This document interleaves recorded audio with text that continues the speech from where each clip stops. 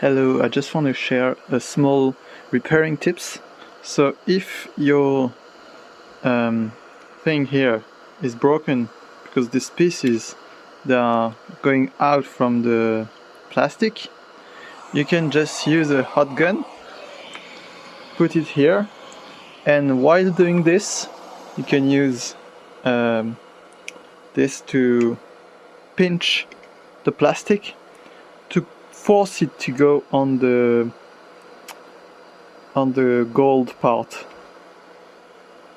and this will allow the plastic to melt and to grip to this part, and it will solve the problem.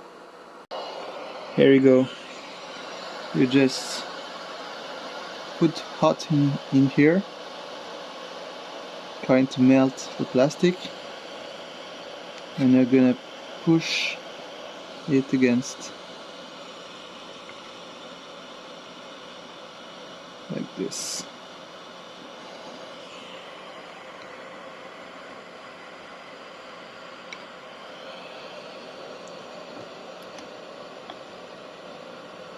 It will not be as strong as it used to be, but it's gonna be a little fix.